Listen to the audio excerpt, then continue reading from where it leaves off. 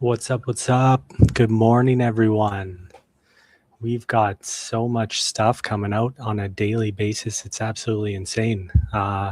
Just live streamed Monday morning. I thought we had a lot of news over the weekend, but it's Wednesday and here we are again. Lots to go through.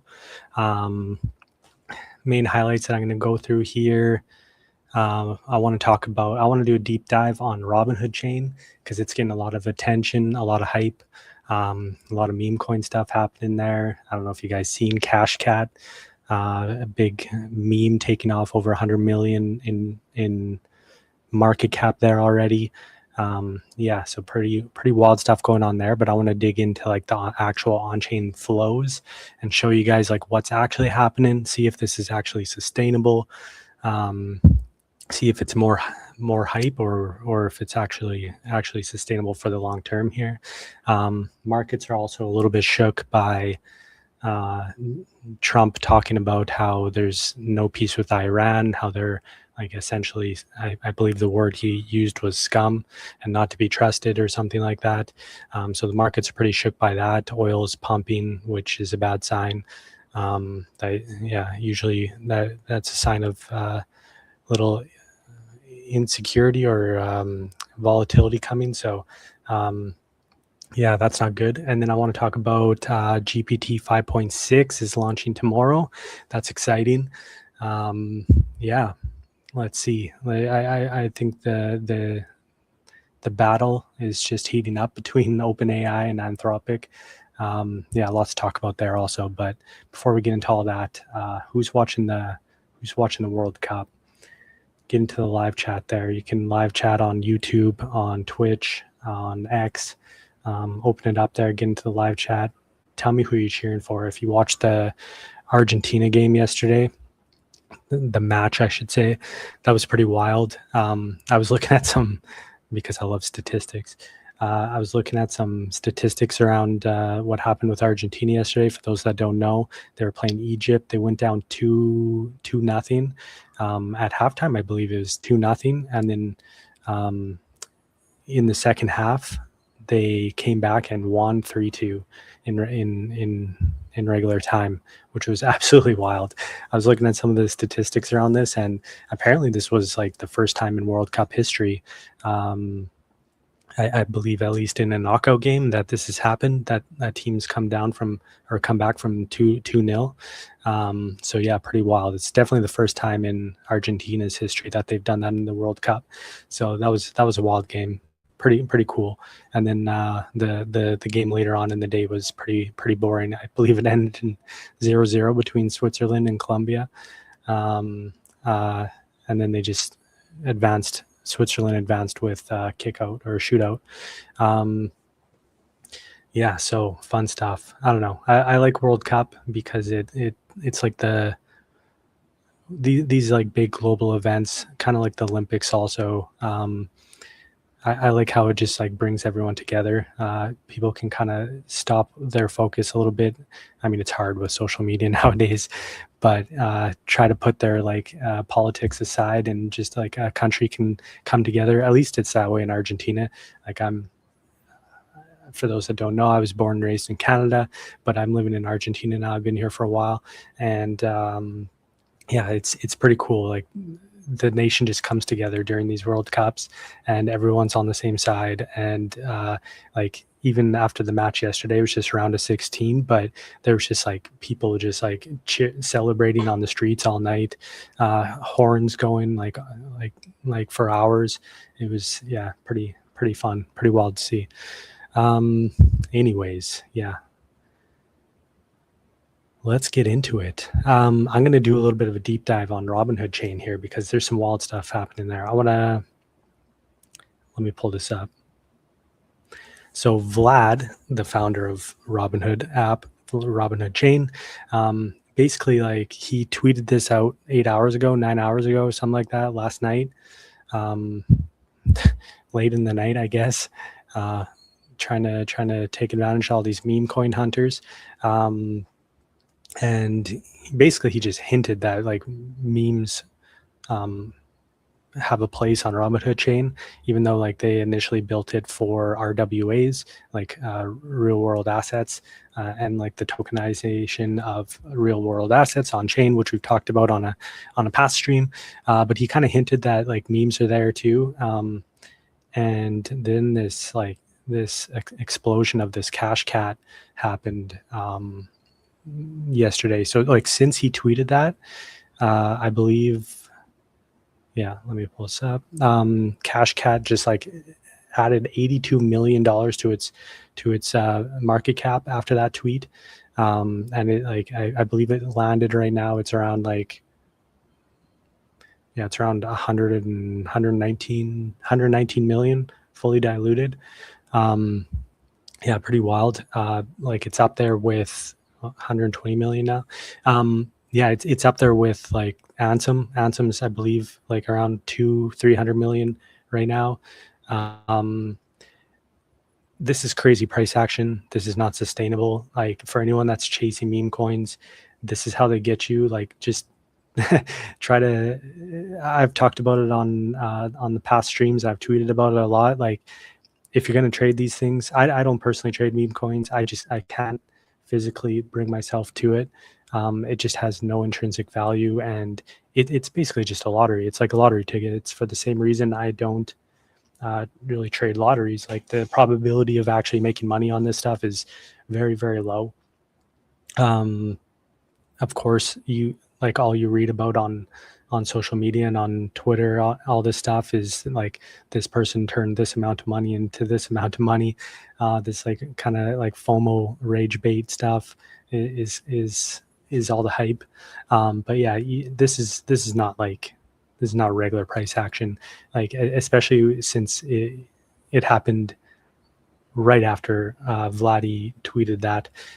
Basically, it just like shot straight up after that, and I don't know. There's a lot of like big money, like market makers and stuff like that just like really try to pull in retail because that's how they make money. So just be careful out there.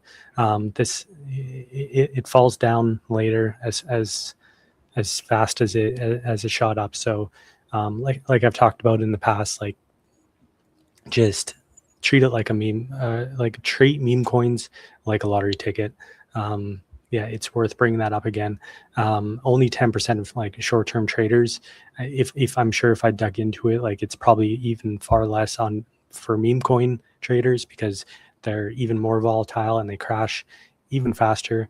But just in general, like short-term traders that are just trying to profit off short-term trades, they in general, like 90% of them lose money. So just be careful out there. Like you can also see in like Anthem right now, it's starting to get like pretty sold off.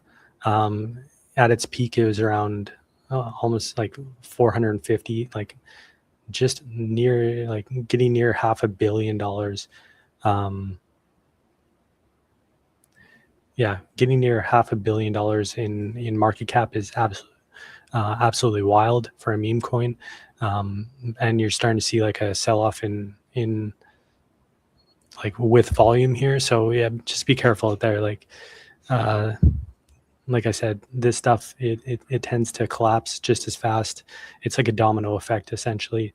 Like once some insider wallets or big wallets holding a lot of token supply start selling off, and then it's just like a race for the exit, and you don't want to be involved in that. So just be careful out there. But yeah, like there's a lot of people talking about how Robinhood chain is the meta right now. It's got it has a lot of attention. It's true, but if you actually let's dig into the actual on chain here. L2 Beat does a very good job of.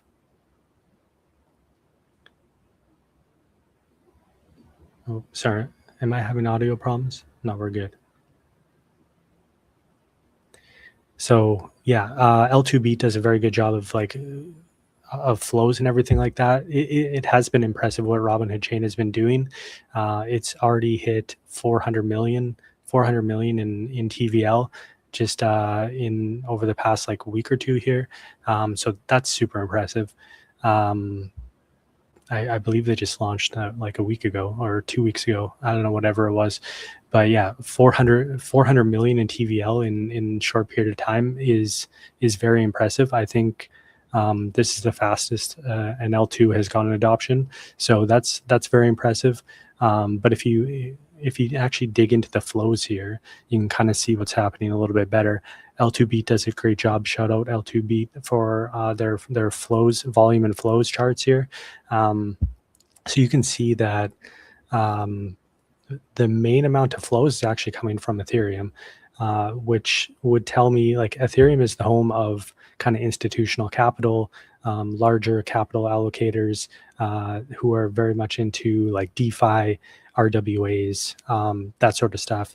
So if the main amount of flows is coming from Ethereum, I would garner a bet saying that this is mainly institutional, kind of larger capital allocators that are coming, probably market makers also, moving money to Robinhood chain to capture these flows, capture this volume on chain. So it's not a lot of retail actually. There's not a lot of retail action, like you can see from Solana here.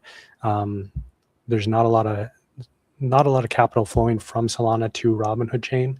It's actually more Robinhood chain flowing back to Solana.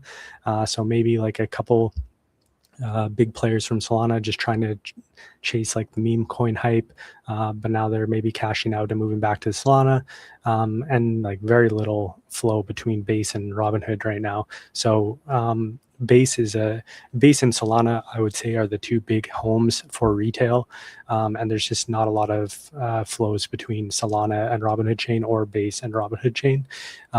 Like I said, the main flows are between Ethereum and Robinhood chain right now. So yeah, I wouldn't say that there's been a ton of retail moving over at this point. That could very much change. You never know.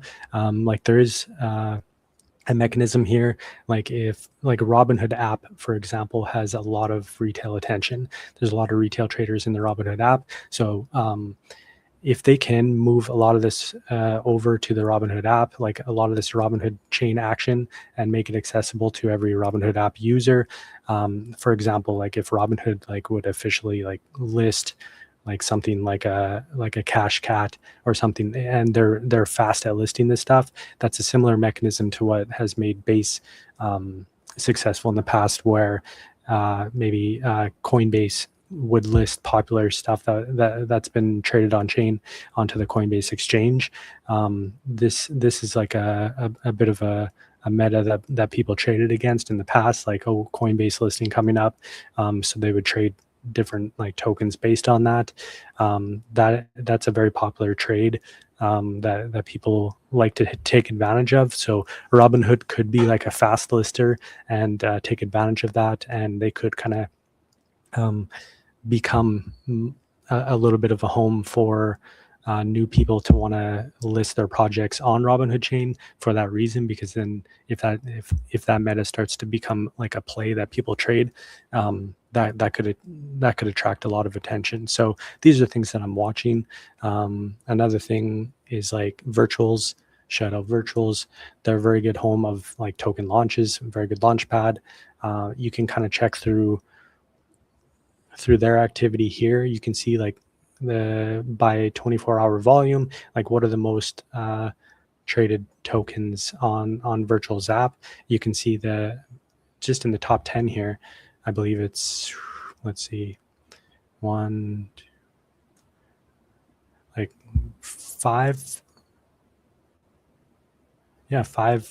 out of the top 10 projects that are currently trading the most volume over the past 24 hours on virtuals are on Robinhood chain versus Base.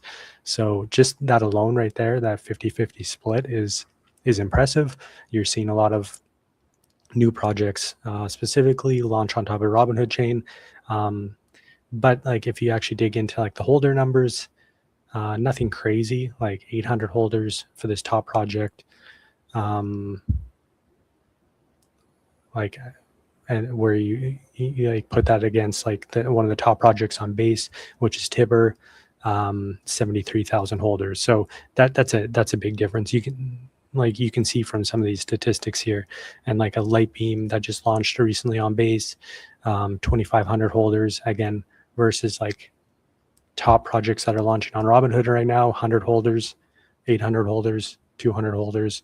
So you can see from this, combined with the flows that I was showing you from before, that there actually isn't a lot of retail on Robinhood chain just yet. Although like people are kind of buying into the hype a little bit, and maybe because of meme coins like Cashcat, maybe moving funds over. But for me, this is kind of a little bit of a trick. For me, this is more bigger capital trying to attract retail, so they'll pump a meme or something like this to try to attract that retail capital.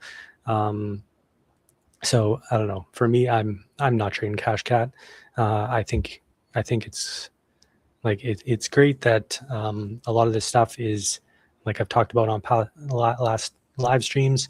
It's great that like a lot of this stuff attracts people back on chain, but be careful, because like I said, 95% of meme coin traders do not profit. If you're one of the lucky few that do, take profits and hang on to it, rotate that into hopefully longer term, like better bets that are that actually have some value over the long term. But in general, these meme coins tend to fall as fast as they rise. So just be careful out there. If you get lucky enough that you got in early, that's great. Awesome for you. But be careful out there, because yeah, the flows are not showing that there's much retail on Robinhood chain just yet. Again, that could change. That could change very fast. It's been impressive, the TVL that they've gotten so far. But it looks from the flows that a lot of that TVL is more like institutional large capital allocators coming from the Ethereum chain that are probably chasing more the RWAs and like the tokenized assets that are going to be coming to the Robinhood chain. So that's kind of my analysis there for now. And if you put it in the grand scheme of things here, like 400 million on Robinhood chain, again, is impressive. But if you compare that to Base chain, that has about 11 billion, Arbitrum 17 billion, and then Ethereum, I think, is vastly more than that. I believe just in DeFi alone, Ethereum has in like $50 billion or something like that. So yeah, there's a lot of capital that is still on these other chains when you compare it. That's kind of my, just to wrap it up, summary there. Robinhood chain, super impressive start. It's definitely got potential. It's great. They've done a very good launch, and I'm going to be paying attention to it. But it doesn't look like from the flows that they've captured like a ton of retail just yet. But who knows? That could change. That could change over time. In other news, the big other news of the day right now is OpenAI is launching GPT 5.6 tomorrow, it looks like. So, or was this tweeted yesterday? Hard to say from the time stamp. Oh, Thursday, sorry. Yeah, so OpenAI is launching Chat GPT 5.6 Thursday, so tomorrow, I guess. So that's super exciting. From everything that I've seen so far, it sounds like this is a very impressive model. Obviously, I haven't tested it yet myself. I will tomorrow and report back. But some people have been testing it for apparently months already. And this guy, Pietro, has been testing it for months, and he says without exaggeration, it's the best model I've ever used. Fast, smart, genuinely creative, and yeah, haven't needed to check any of the code that I've written in 2 months. I guess he's been using it for 2 months, which is wild. But yeah, this is one of this is the model from OpenAI that has been held back from the government. Like the government kind of put a pause on them globally releasing this for the same security concerns that they had with Fable. So this is OpenAI's kind of like basically Fable equivalent model is the best way I can put this. So yeah, super impressive model apparently. I'm super excited to try it. Theo, who's another very followed guy in the AI space, he says it's also a very damn good model. He says not quite as smart as Fable, but incredibly capable.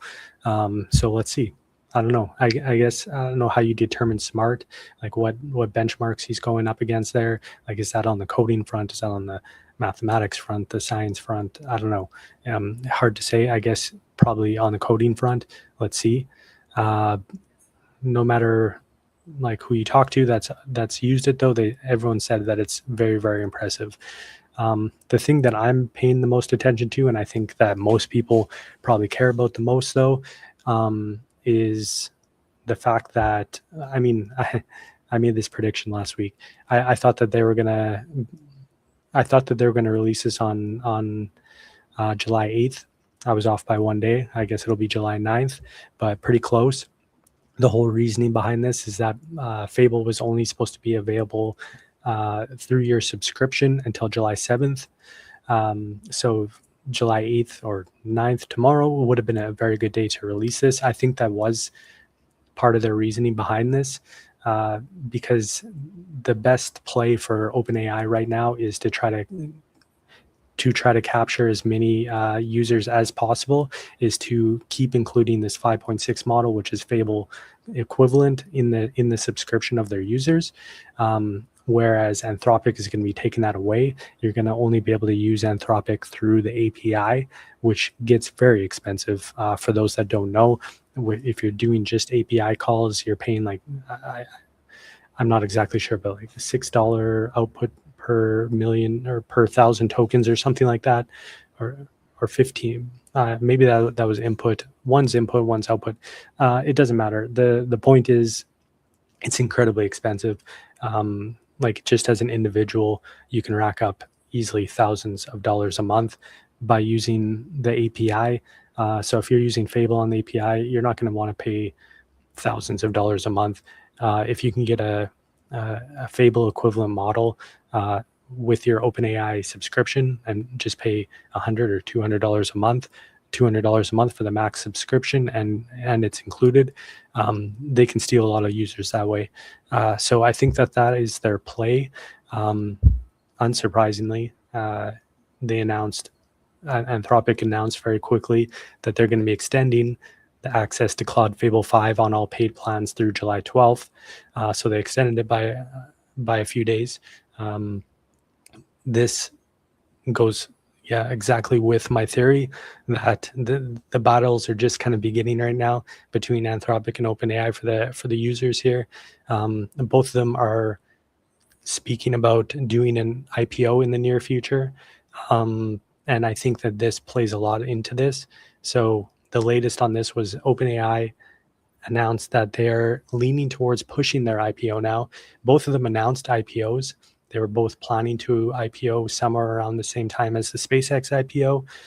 But I would venture a guess that they're probably planning to delay this because they can continue to subsidize these like pro plans and subsidize these models inside these pro plans for this reason, and to try to capture as many users away from Anthropic as possible. This is my guess at what's happening right now. So I wouldn't be surprised at this point if Anthropic, all of a sudden you hear an announcement from Anthropic that they're extending Fable usage within subscriptions even further out, like maybe another week, maybe another 2 weeks. I would also venture a guess that in the background, they're probably going to try to extend out their IPO and push it back also, so that they can continue to fight this fight with OpenAI, because this is the biggest fight that they have right now over users. These are two very similar, very capable, very intelligent models, and like I said, like it's incredibly expensive to use them through the API. So like for those that don't know, like when you pay a $200 subscription to OpenAI or to Anthropic, they're completely subsidizing this. Like it's the money that they're raising in the private markets is paying for this. They're losing money on these subscriptions every single month. But this is a battle for the user. Like they're trying to acquire as many users as they possibly can. This is how they justify losing money on these subscriptions. This is not sustainable forever. Let's see where this all goes. It's great for the end user right now. But yeah, let's see where this all goes. My next predictions are that Anthropic maybe announces that they're pushing back their IPO even further, and maybe they raise another round in the private markets before the IPO in order to like help battle this user battle right now against OpenAI. And I wouldn't be surprised if they use that capital to continue to subsidize these subscriptions and maybe like try to re-include Fable in the subscriptions, or introduce some sort of like very similar model that they can include in the subscriptions, because they have to do something to battle against OpenAI with their 5.6 release here, because I predict that OpenAI is definitely going to steal back a lot of users over this. Anthropic had a big surge in user adoption because of Claude. I have a feeling that with this model release, they'll be able to steal back a lot of those subscriptions and users. So let's see. I mean, the average person, like the average user right now, is the main benefactor here. So that's great to see. Yeah, let's see what happens. See if my predictions play out here. In other news, like in the markets, I guess specifically, the main thing that's happening right now is this here. Oil prices are now up. Markets are dumping a bit. Let's see what happens with the market open in 45 minutes. So I want to kind of like talk about all this news before the markets open, so everyone can kind of get their feel and see exactly what's happening before the markets open. But yeah, it looks like the markets are going to dump on the open a little bit. Bitcoin already crashing, which is usually pretty good indicator, and oil is spiking up in the futures markets. Yeah, up over 6% as Trump says that the ceasefire, the MOU, the memorandum of understanding with Iran is basically over. So yeah, all this back and forth, it's super frustrating. I'm not going to like proclaim to be a geopolitical expert or anything like that. I don't know what's happening behind closed doors and all this stuff, but Trump's in a little bit of a pickle here for sure. It doesn't seem like Iran ever wanted peace. It didn't seem like there's just like so much back and forth on this. Like now there's an MOU, now there's not. We have an agreement, now we don't. It's super frustrating for the markets. I've talked about this many times. Markets hate uncertainty. Time and time again, if there's uncertainty, the markets most people with dry powder or capital will choose to stay on the sidelines until there is certainty. So let's see. But all I know is like Trump has to do something before the midterms here, because if we go into the midterms with this much uncertainty, especially over war, and the markets being down and inflation being up, it's not going to be good for the Republicans. They may lose some seats, whether it's in the House. Well, for sure in the House, they're going to lose some seats. In the Senate, who knows? Let's see what happens there. Hopefully they don't lose the Senate also. That would be terrible for them trying to accomplish anything in the second half. But let's see what happens. Like I said, Trump has to do something.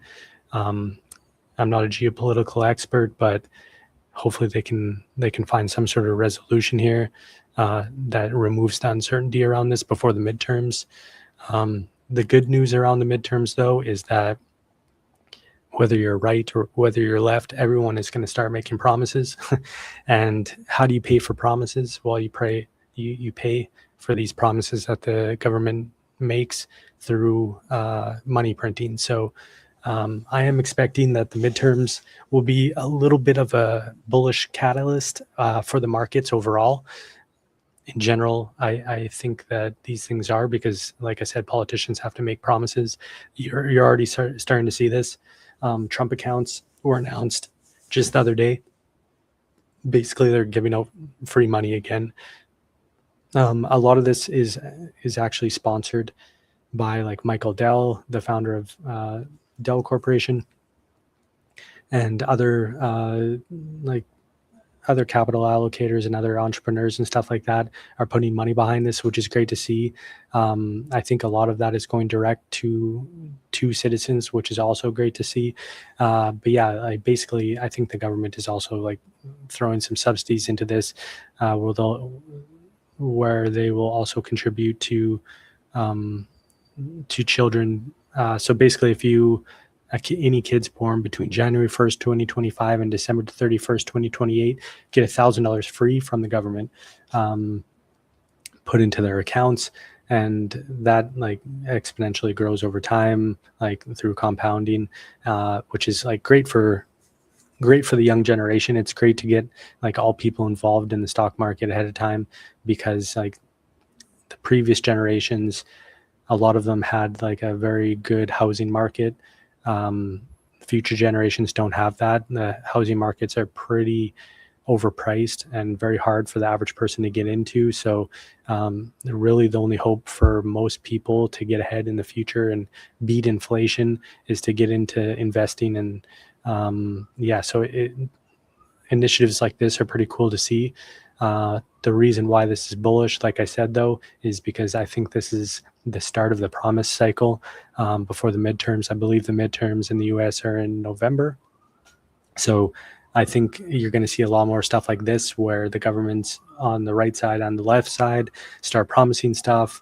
And the only way, like I said, to pay for all these promises that are going to be made before the midterms is by going into more debt. And how do you do that? Well, by money printing. So money printing is liquidity for the markets, and this is good. But even outside of money printing, like just getting more people into the markets in general is very, very good and a bullish signal. For crypto, this could also be bullish. He did mention at a press conference here, Trump, saying that that Bitcoin and crypto could potentially, something could happen there and be included with these new Trump accounts. So yeah, there's a lot of stuff that could happen here, but overall, I think the midterm cycle is going to be bullish. And where we're at right now in the markets, basically there's like a fight going on. There's a fight going on over like the 200 weekly standard moving average. So this is like a very important, you'll see a lot of like macro guys and crypto TA guys talking about this like 200 week moving average. It's very popular, and yeah, basically there's a battle going on over this. It's pretty much it's a very good long-term indicator of if a market is still in a bullish cycle or a bearish cycle. If you're under the 200 week moving average, it's usually very bearish for a long-term trend, whereas if you're above it, it's very bullish for a long-term trend. So it's a little bit of a battleground right now. You can see that the weekly candle just closed Sunday night, obviously, and it did actually close with bullish momentum, like bullish divergence above the previous bearish candle, so, and above the 200 week standard moving average. So yeah, I'm going to keep an eye on this. Who knows what happens now this coming week here. The markets, I mean, they haven't opened yet, but they seem to be holding up decently well despite this kind of bearish Iran news. So we'll see what happens.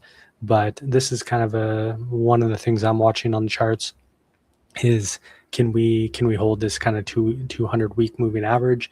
If so, I think that we're still in a very bullish position. That said, we are in a bear market. Like it came all the way back down to this 200 week moving average. Another good one to watch is the the monthly charts here. Let me share on TradingView.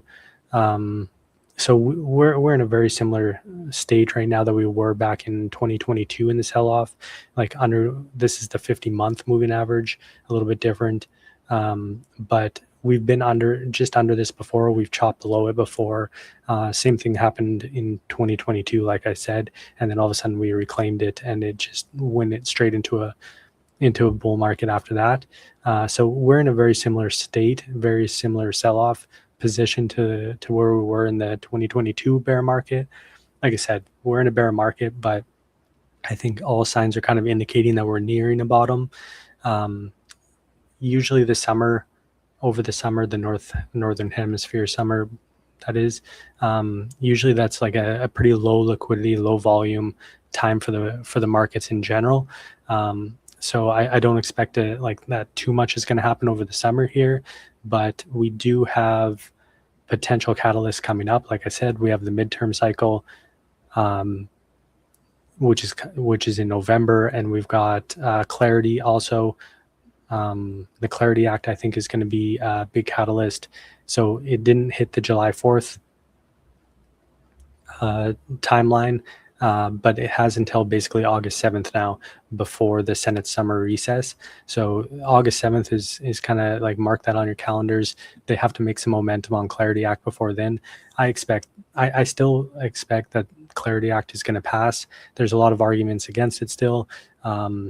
The Republicans really have to make a strong push on this to try to get this passed, because if they lose the House and potentially lose the Senate in the midterms, it's going to be very hard for something like this to pass, because it's mainly a Republican bill, has a little bit of bipartisan support from the Democrats, but very little. So yeah, they have to get this passed. Hopefully by August 7th, we see this pass. They're making a lot of promises right now, a lot of discussions.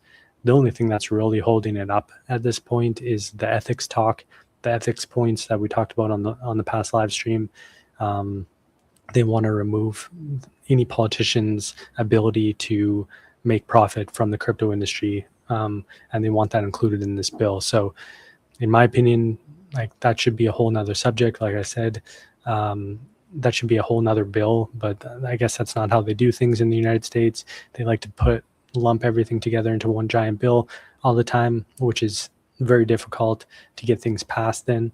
But the whole ethics debate, while I agree, like, politicians shouldn't be profiting from stuff that they're regulating, it should be a whole nother subject, because this shouldn't only apply to crypto. This should apply to traditional stocks and markets also, where there's like very egregious examples of this happening. So yeah, a lot of eyeballs on Trump around this and trying to get him to include that in this bill. But yeah, let's see what happens. I think I'm still optimistic that they're going to get this passed by this August 7th deadline. And if they do, that's going to be a very strong bullish catalyst for the end of the summer here. And then all of a sudden, markets usually bounce back around September, volume comes back, liquidity comes back, and we could head into like a bullish fourth quarter here going into the midterms, when politicians start making all these promises that they have to pay for with debt, and money printing. So yeah, those are the things that I am paying attention to right now. Yeah, let's see what happens. I've got some guests lined up. You might see maybe tomorrow or Friday. Might have an episode with a guest here. So stay tuned for that. And yeah, I will report back how everything goes with GPT 5.6. But yeah, super excited to try this out tomorrow. So yeah, thanks everyone. Thanks for tuning in. I'll be back probably tomorrow or Friday. Cheers.